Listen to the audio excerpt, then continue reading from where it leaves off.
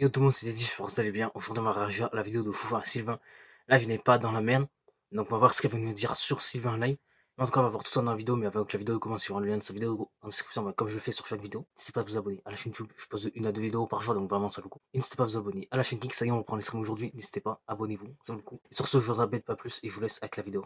Sylvain Lévy, après avoir vu notre dernière vidéo, la chute vertigineuse de Pierre Chabrier depuis la séparation de Phil Broquin, forcément la question s'est posée dans les commentaires et Sylvain lui, il en est où aujourd'hui? Et attention, parce qu'après avoir épluché les bilans comptables de ces nouvelles structures, autant vous prévenir tout de suite, ça n'a absolument rien à voir avec ce qu'on a vu chez son ancien associé. Et il y a un dernier coup de poker à la fin de cette histoire qui, contrairement à celui de Pierre Chabrier, a plutôt bien fonctionné. On va voir tout ça en détail aujourd'hui dans cette vidéo. Ok, bonsoir tout le monde, j'espère que vous allez tous très bien. Avant que la vidéo ne commence, n'oubliez pas de liker et de vous abonner, ainsi que de me rejoindre sur le serveur Discord qui se trouve en description. Ça prend 5 secondes et ça m'aiderait énormément. Bien, que s'est-il encore passé? Comme d'habitude, sur ce genre de dossier, c'est le compte Dindon Fiscal, ce spécialiste de l'analyse bilan comptable, qui nous avait déjà sorti le dossier sur Pierre, si vous l'avez pas vu, le lien il est en description, qui a publié un tout nouveau thread sur le sujet Sylvain. Et clairement, autant le dossier sur Pierre ressemblait à un naufrage progressif, autant celui-là sur Sylvain, ça ressemble beaucoup plus à une véritable masterclass de gestion financière. On va apprendre ça point par point, comme on l'a fait la dernière fois. Petit rappel du point de départ, parce que c'est important pour bien comprendre à quel point les deux trajectoires vont ensuite diverger. On repart de la même base que dans la vidéo précédente. Sur l'exercice 2023, Villebrequin, via Holding AMP Holding, explosait littéralement tous les compteurs. 2,3 millions d'euros de chiffre d'affaires et 1,7 million d'euros de bénéfices nets. Jusque-là, rien de nouveau, les deux associés partent exactement du même Ah ouais, il se met bien lui, hein. point de départ, avec la même somme financière entre les mains. Sauf qu'en juin 2024, au moment où les dividendes tombent, c'est là que ça commence à devenir vraiment intéressant. Le bouclier fiscal de Sylvain, à travers sa holding personnelle, MP Corpsil, capte sa part avec 863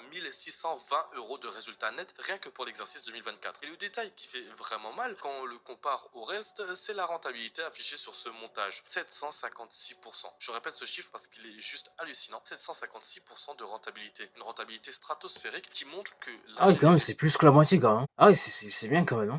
patrimoniale, de son côté, à lui, a vraiment tourné à plein régime dès le tout début, contrairement à ce qu'on va voir un peu plus tard. Et c'est vraiment à ce moment-là que les deux trajectoires se séparent complètement. Parce que comme deux histoires opposées écrites en miroir, là où on a vu Pierre s'écrouler quasiment du jour au lendemain avec la fin de Villebrequin, Sylvain, lui, a fait exactement l'inverse. Plutôt que de rester accroché à une structure trop lourde en charge fixe pour une activité désormais en solo, il prend une décision radicale dès janvier 2024. Il lance une toute nouvelle structure baptisée Live, une SAS beaucoup plus agile et beaucoup plus légère à faire tourner. Et surtout, contrairement à un pari unique et risqué sur un seul projet physique, il ne mise pas tout sur une seule source de revenus. Il démultiplie littéralement ses flux entre plusieurs canaux en parallèle, les revenus Twitch d'un côté et la monétisation d'une toute nouvelle chaîne en solo, une vraie stratégie de diversification, et on va voir juste après à quel point ça a fini par payer énormément. Et honnêtement, quand on regarde les chiffres de cette nouvelle chaîne, ça donne carrément le vertige. On parle de près de 2 millions d'abonnés et plus de 255 millions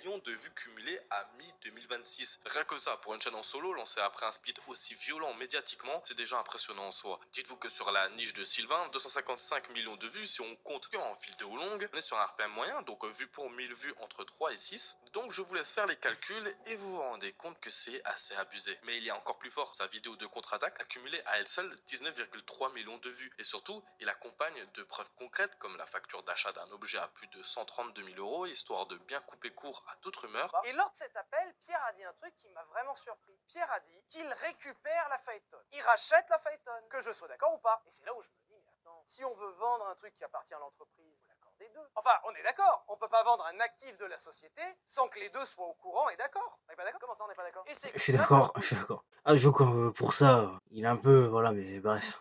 innocemment la question à mon avocate. Puisqu'on est dans les imitations d'appel, du coup je vous le fais, ça a donné un salut salut. Pierre a dit un truc vachement bizarre sur la Phaeton, il a dit qu'il pouvait racheter un actif sans me poser la question. Comment ça c'est vrai?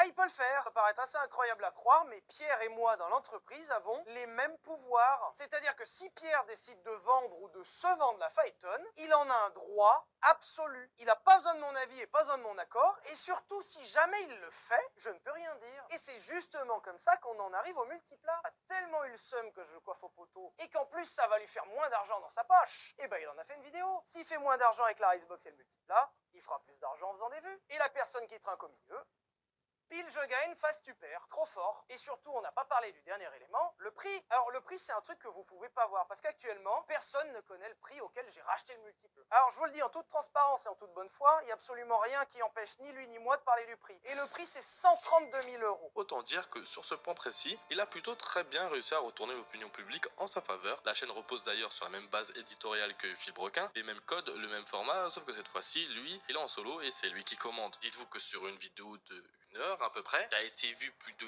19 millions de fois sur un mois de janvier où le RPM est quand même assez élevé et qu'il doit en plus de ça avoir un watch time énorme, dites-vous que à elle seule, juste cette vidéo, il peut s'acheter un appartement. On est au-delà de 6 chiffres, il n'y a pas d'histoire possible, c'est juste énorme. Et ce qui est intéressant d'un autre côté, c'est que la Avec une réalité du vidéo à terrain, 10 millions de vues, il peut s'acheter un appartement.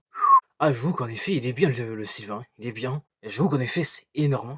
totalement confirmer ces chiffres. Ce n'est pas juste une communication bien huilée sur les réseaux sociaux, on parle d'une omniprésence quasi permanente sur Twitch tout au long de l'année, avec par exemple plus de 400 000 euros récoltés rien que sur l'édition 2025 au The Event. Sa fortune personnelle, elle, est estimée à plus de 1 million d'euros avec une trésorerie sanctuarisée à 350 000 euros directement dans sa holding, une structure qui, sur le papier, comme dans les faits, semble parfaitement taillée pour absorber n'importe quel coup dur et pouvoir autofinancer de nouveaux projets sans avoir besoin de s'endetter de façon excessive, contrairement à ce qu'on a pu voir de l'autre côté, avec un endettement qui lui grimpait dangereusement. Et c'est peut-être le point le plus parlant de tout ce dossier. Pendant que Pierre misait des centaines de milliers d'euros dans des simulateurs de course qui peinent encore aujourd'hui à remplir leur salle, et qui est la Racebox, Sylvain lui a joué une toute autre carte avec la course 2026, un événement en physique millimétré du début jusqu'à la fin, organisé à Commentry en mai 2026, son tour de vélodrome, mais réalisé en Citroën Ami. Un concept complètement décalé et donc forcément viral, et le résultat parle de lui-même, billetterie physique complètement sold out, avec toutes les places qui sont parties, et jusqu'à 169 000 spectateurs en direct sur Twitch. Le pire, c'est que le tout est sponsorisé par NordVPN, qui intervient carrément en tant que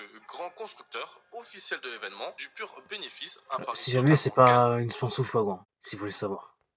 à des années-lumière d'un local de simulateur perdu en pleine campagne, mal noté et sans même de quoi boire un verre correctement sur place. Et c'est là que la comparaison entre les deux devient vraiment frappante. Les deux associés partaient pourtant exactement du même point de départ en 2023, avec la même manne financière colossale, les mêmes dividendes versés au même moment, sauf qu'ensuite tout diverge complètement, là où Pierre a englouti des centaines de milliers d'euros dans un pari physique unique, risqué, mal situé, avec une fréquentation qui ne suit clairement pas. Sylvain, lui, a diversifié intelligemment ses revenus entre Twitch, une nouvelle chaîne YouTube solo qui cartonne, et de l'événementiel bien pensé, parfaitement exécuté. Alors oui, il faut aussi le dire honnêtement, parce que je pense que c'est important de nuancer un peu, cette réussite s'appuie en grande partie sur une ingénierie fiscale et patrimoniale assez poussée, avec des rentabilités qui donnent presque le vertige sur le papier quand on regarde certains montages. Et il faut aussi rappeler qu'il avait lui aussi été visé au tout début par les premières accusations de Pierre Chabrier, avant de justement sortir cette fameuse vidéo de contre-attaque pour couper court à la polémique, ce qui l'a grandement aidé à évoluer sur les réseaux sociaux. Donc tout n'est pas non plus totalement lisse dans son parcours. Sont une fin lamentable à Villebrequin. Je vous le dis très sincèrement, je suis d'accord avec les gens. Ça n'aurait jamais dû arriver. J'ai tout fait pour que ça reste en privé. J'ai même accepté de signer des trucs pour que ça reste en privé. Ça n'a pas été le cas. C'est un échec. J'ai rien de plus à vous dire. Et je serai prêt à m'excuser autant de fois qu'il le faudra auprès des gens qui le demanderont. Je suis prêt. Il y a aucun ego. Je suis prêt à m'aplatir sur ce point-là. C'est nul. C'est nul. La fin est à chier. Voilà. Et vous avez raison. Ceux qui me disent ça ont raison. Je suis d'accord avec vous. Quand il y a eu une zone de turbulence au départ, surtout avec le multiplat, etc.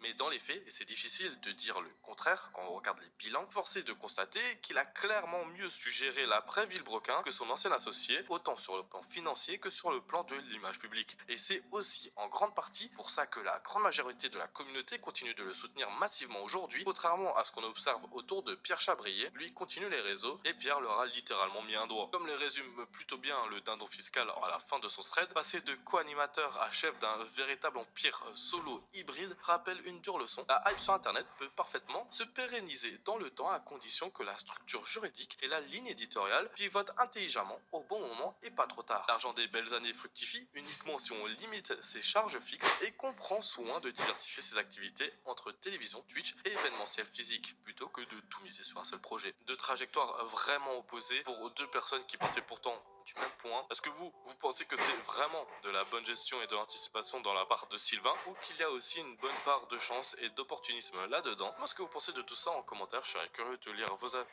En tout cas, bonne vidéo de foi, bonne vidéo, bonne vidéo. Écoute, hein, là c'est aussi quelque chose, hein, c'est quelque chose. En tout cas, bonne vidéo de foi, hein, bonne vidéo.